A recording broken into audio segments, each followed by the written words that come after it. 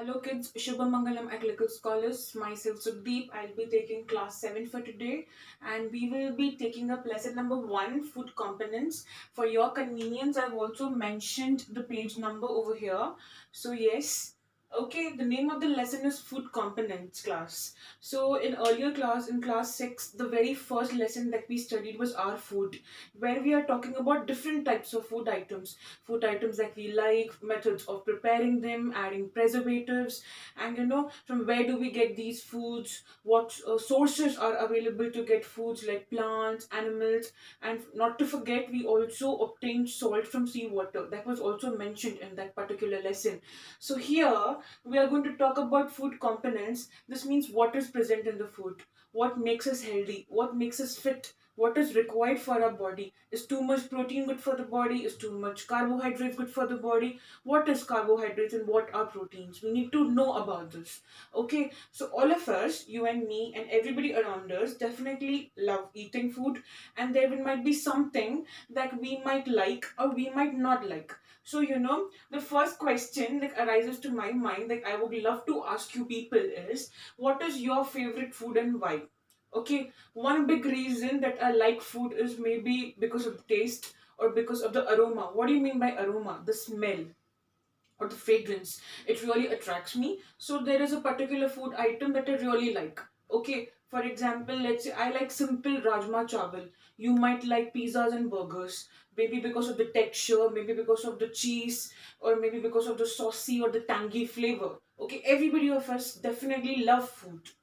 So now, is only favorite food sufficient for you and why? So do you think that if I eat rajma chawal every day or if I eat roti sabzi every day, is it enough for me? Am I going to stay healthy if I eat the same food every day? If you eat Maggie every day, is it going to be good for your health? It's actually not good for your health. It contains too much of, added sugar or added MSG in few, not all brands, but most of the brands actually are not good for health.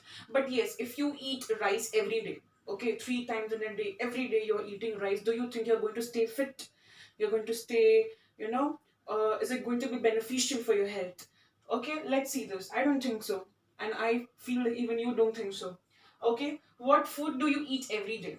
So you need to notice from now on what kind of food are you eating. Is your mother packing you vegetables? Is she packing fruits? Does the diet include roti or chapatis? Does it include properly cooked curries or raw vegetables? We need to see that. Are we including desserts also? Okay, are we drinking enough amount of water? So from now on, you need to focus what your mother gives you to eat. Okay, so that out of curiosity, you question her, how beneficial is this food? Do you understand? Definitely she's going to explain you everything that she cooks is definitely beneficial for you. So now the next one that we come here over here is, okay, there is one question that the people are asking us over here. Do you need energy when you sleep? Why? Okay, so if you go to bed at night without having your dinner, are you able to sleep properly? Okay, that's a very bad habit. Don't ever do it. Never go to sleep without dinner. Okay, that is because even while you're sleeping, your circulatory system and the other systems in your body are actually functioning. They don't come to a halt. They don't come to a stop. Okay, they also function regularly. For a proper functioning of your body, you need to have a proper meal. So this means during sleep also your entire body is actually functioning. Okay, maybe you're not moving or jumping or hopping from one place to the other, but definitely the system inside your body, the nervous system, the circulatory system is actually functioning. You don't stop it. It is not lock and key procedure. It always runs. Now suppose you don't get food for lunch, how do you feel? Okay, if you skip lunch for a day, how are you going to feel? Hungry, of course, the first word that might come in your mind. Okay, if it continues for 2 days, 3 days, 4 days, and you're not eating lunch for almost a week, how do you feel? You feel weak, you feel lazy, you feel lethargic. Okay, so that's what they have asked us. So what should we eat is the final question that is being proposed over here. What should you eat? Okay, anything that you find in the market, like there might be variety of chips flavors available in the market, and you might love chips, but that doesn't mean you will pick up a chips packet every day and you will start eating it. Okay, you need to be conscious of what are you eating, whether it is going to help your body to grow, whether it is going to help your mind to be active, whether it is going to improve your agility and activity. Okay, that should be kept in your mind. So we will move on to the further. Let us do 1, 2, 3 and forward further activities. So in the textbook they have given us a task. Okay, we need to observe the food components on a given packet. For example, you can take a chips packet, you can take a biscuits packet, or coffee, or chocolates, etc. You can take such packets and you need to turn it over and look behind what ingredients does it contain. Okay, we have learned in the last class what are ingredients. Ingredients are nothing but the food components or materials which go in to make a complete food item. Okay, then there might be some nutrient information also. For example, I've drawn a milk powder packet over here, and it has a small grid to the corner, and the grid information is something like this. It is showing me some terminologies over here, like proteins, carbs for carbohydrates, sugar, fat, etc. So what are all these? All these are nothing but nutrients. Okay, do you think all of them are required for our body? Yes, definitely. For proper growth and development of the body, all these nutrients are definitely needed in adequate amounts. Okay, now let's look at this. What do you see over here? Do you see that the protein content is 445 kilocalories per 100 grams? Don't you think it is a bit higher than the other one? Okay. And the other one, the next one that we see over here is carbs or carbohydrates, which is given as 17.4 kilocalories per 100 grams. It is also huge. Now we have sugar. This is nothing but starch. Okay. Now 22.6 kilocalories per 100 grams. Now we have also fats, 18.1 per 100 grams. This means if you consume per 100 gram, just 100 grams of this milk powder, you will attain this much amount of calories. Do you understand? All these words that you see over here are nothing but nutrients which are present in the food. They are the food components which are present in the food. The food components present in the food are called as nutrients, and they are proteins, carbohydrates, fats, vitamins, minerals, and we will learn much more further.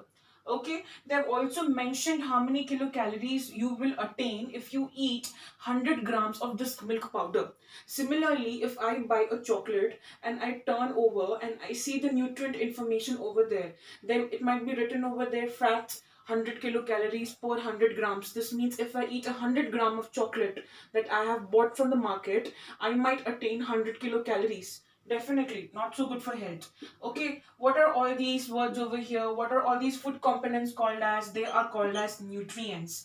We will learn much more further. Okay. So on page number 2, they have mentioned a table that you and me need to complete.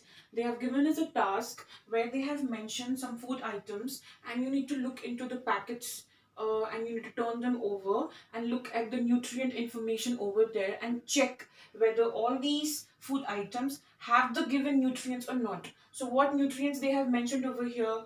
Carbohydrates, proteins, fats, vitamins and minerals. And others, if like sugar or salt added or chemical added, flavor added, you need to mention over in the last column. Okay, do you get my point? So here they have mentioned few food items. We need to check the nutrient information of the food packets by turning the packet over. Okay, just in the previous minute, I have drawn a milk powder packet and I've showed you how the nutrient information is seen over there. Just like that, you're going to take a milk powder packet at your home and you're going to turn it over and check the nutrient information. Okay, it might have all those nutrients or it might have few of these nutrients, but we need to see what. Also, if there is anything apart from these nutrients, you also need to mention in the last column over there. Okay, we will do it together. This one, milk powder. Milk powder contains carbohydrates, so you will put a tick on this. It contains proteins, of course. It contains fats. It contains vitamins and minerals. Also, when you taste milk powder, it is very sweet to taste. So you're going to add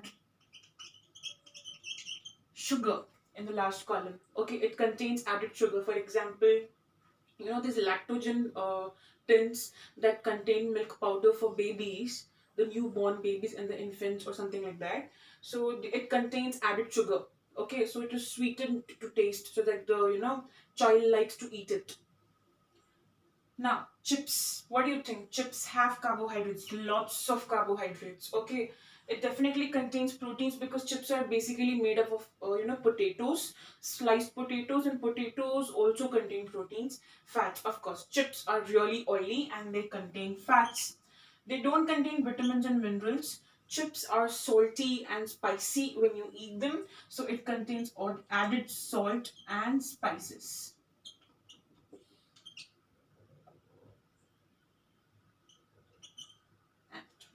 Okay. Now it's biscuits. Definitely they are made up of maida and they contain lots of carbohydrates.